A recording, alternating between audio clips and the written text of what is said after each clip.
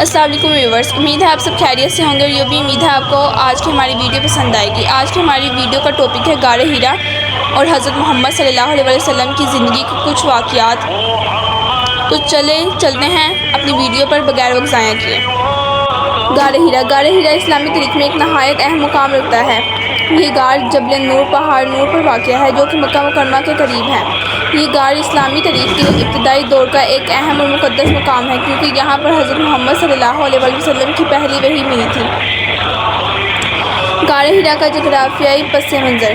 غار حرا ایک چھوٹا سا غار ہے جو پہاڑ نور کی چوٹی پر واقع ہے۔ یہ پہاڑ مکہ مکرمہ کے شمال مشرق میں تقریباً 3 کلومیٹر کی دوری پر ہے۔ غار کی جگہ کافی بلند ہے اور اس تک پہنچنے کے لیے کافی دشوار راستے طے کرنا پڑتے ہیں۔ یہ مقامی ماحول کی خوبصورتی اور قدرتی مناظر کی وجہ سے بھی معروف ہے۔ حضرت محمد صلی اللہ علیہ وسلم کا تعلق غار حرا سے۔ حضرت محمد صلی اللہ علیہ وسلم کا تعلق غار حرا سے گہرا اور روحانی ہے۔ وہ غار میں خلوت میں وقت گزارا کرتے تھے تاکہ دنیاوی پریشانیوں اور مسائل سے دور رہ سکیں اور عبادت و تفکر میں مشغول رہ سکیں۔ اسلامی تاریخ کے مطابق 610 عیسوی میں جب حضرت محمد صلی اللہ علیہ وسلم غار حرا میں تشریف فرمائے تھے تو حضرت جبرائیل علیہ السلام نے آسمان سے آ کر پہلی وحی نازل کی۔ اس وقت کی وحی کا آغاز سورۃ العلق کی پہلی 5 آیات سے ہوا جو کہ قرآن مجید کی پہلی وحی تھی۔ پہلی وحی کی آیات کچھ یہ تھی۔ پہلی وحی کی آیات اقرأ بسم ربک الذی خلق پر اپنے رب کے نام جس نے تخلیق کیا تھی۔ یہ آیات حضرت محمد صلی اللہ علیہ وسلم کی نبوت کی ابتدا تھی اور اس کے بعد 23 سالہ عرصے میں قرآن مجید کا نزول جاری رہا۔ غار حرا کی اہمیت۔ غار حرا کی اہمیت نہ صرف مذہبی بلکہ تاریخی لحاظ سے بھی بہت زیادہ ہے۔ یہاں پر وحی نازل ہونے کے بعد حضرت محمد صلی اللہ علیہ وسلم نے تبلیغ اور دعوت کا آغاز کیا جو کہ اسلام کی بنیاد بن گئی۔ اس واقعے کے بعد اسلام کی تعلیمات اور پیغام لوگوں تک پہنچانے کی ذمہ داری حضرت محمد صلی اللہ علیہ وسلم پر عائد ہوئی جس کے نتیجے میں اسلامی معاشرت اور تہذیب نے دنیا بھر میں اپنی جڑیں مضبوط کی۔ غار حرا کے دورے کی روحانی اہمیت۔ غار حرا کا دورہ کرنا مسلمانوں کے لیے روحانی اور تاریخی لحاظ سے بہت اہمیت رکھتا ہے۔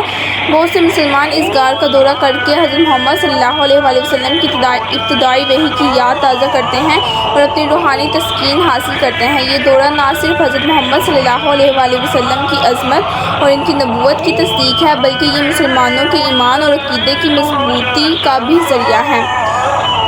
حضرت محمد صلی اللہ علیہ وسلم کی زندگی کے اہم نکات۔ پیدائش اور خاندان۔ حضرت محمد صلی اللہ علیہ وسلم 570 عیسوی میں مکہ مکرمہ میں پیدا ہوئے۔ ان کے والد کا نام عبداللہ اور والدہ کا نام آمنہ تھا اور والدین کی وفات کے بعد حضرت محمد صلی اللہ علیہ وسلم کی پرورش دادا عبدالمطلب اور بعد میں چچا عبدالمطلب نے کی، ابو طالب نے کی۔ شادی اور خاندان۔ حضرت محمد صلی اللہ علیہ وسلم کی پہلی شادی خدیجہ رضی اللہ عنہا سے ہوئی جو کہ مکہ مکرمہ کی ایک معتبر اور دولت مند خاتون تھی۔ ان کی شادی سے 4 بیٹیاں اور 2 بیٹے ہوئے جن میں سے ایک بیٹا وفات پا گیا تھا۔ نبوت کا آغاز۔ حضرت محمد صلی اللہ علیہ وسلم کی نبوت کا آغاز غار حرا میں وحی کے نزول سے ہوا۔ اس کے بعد انہوں نے لوگوں کی توحید، عدل، انصاف اور اخلاق کی تعلیمات کی طرف دعوت دی۔ ہجرت۔ مکہ مکرمہ میں مسلمانوں کو شدید مشکلات کا سامنا تھا جس کی وجہ سے حضرت محمد صلی اللہ علیہ وسلم نے 622 عیسوی میں مدینہ منورہ کی طرف ہجرت کی جسے اسلامی تاریخ میں ہجرت کہا جاتا ہے۔ مدینہ میں ریاست کی بنیاد۔ مدینہ میں آنے کے بعد حضرت محمد صلی اللہ علیہ وسلم نے اسلامی ریاست کی بنیاد رکھی اور وہاں کے معاشرتی، قانونی اور اقتصادی مسائل کو حل کرنے کے لیے مختلف قوانین وضع کیے۔ فتح مکہ۔ 630 عیسوی میں حضرت محمد صلی اللہ علیہ وسلم نے مکہ مکرمہ کو فتح کیا۔ اس موقع پر آپ نے شہر کو امن و سکون کا پیغام دیا اور وہاں کی توحید کی حفاظت کی۔ وفات۔ حضرت محمد صلی اللہ علیہ وسلم 632 عیسوی میں وفات پائے۔ ان کی وفات کے بعد اسلامی خلافت کا آغاز ہوا اور ان کی تعلیمات نے دنیا بھر میں پھیلنا جاری رکھا۔ اگر آپ کو ہماری ویڈیو پسند آئے تو ہماری ویڈیو کو لائک کریں، سبسکرائب کریں اور لوگوں تک شیئر کریں۔ انشاءاللہ اگلی نئی ویڈیو کے لیے ہم حاضر ہوں گے۔ اللہ حافظ۔